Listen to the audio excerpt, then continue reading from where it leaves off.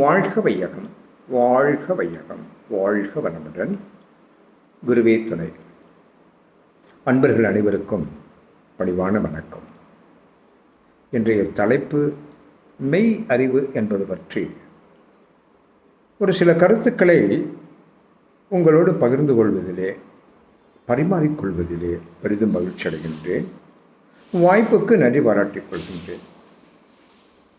அன்பர்களே, ஒருவர் பச்சை நிற கண்ணாடியை அணிந்து கொண்டு பார்ப்பார் என்றால் பார்க்கின்ற பொருளெல்லாம் பச்சை நிறம்.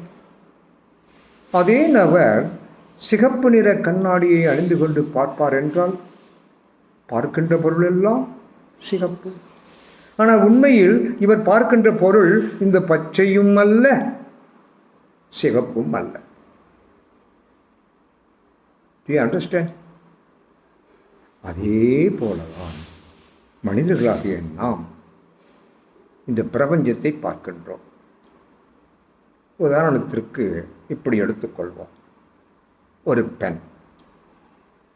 அந்த பெண்ணை ஒருவர் மனைவி என்கின்றார். அதே பெண்ணை மற்றொருவர் தாய் என்கிறார். இன்னும் ஒருவர் சகோதரி என்கிறார். How is it possible? இத்தனையும் இந்த நபர்கள் தன்னுடைய மனம் என்னும் கண்ணாடியின் மூலமாக அப்படி பார்க்கின்றார்கள். ஆனால் உண்மையில் அவள் மனைவியும் அல்ல, தாயும் அல்ல, சகோதரியும் அல்ல, ஏன் பெண் கூட அல்ல.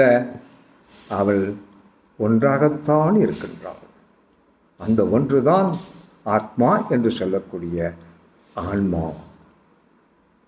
அந்த ஆன்மாவை தருகின்ற, அறிகின்ற அறிவுதான் மெய்யறிவு. அண்டர்ஸ்டாண்ட்? அந்த ஆன்மாவை அறிகின்ற அறிவுதான் மெய்யறிவு. அன்பர்களே, மனதில் உள்ள தடைகளை போக்கி நீக்கி ஒழுக்கமான, விவேகமான,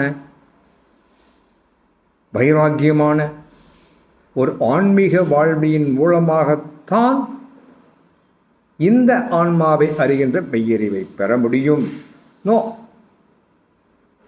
உணர முடியும் என்று கூறி மீண்டும் சந்திப்போம். தேங்க்யூ.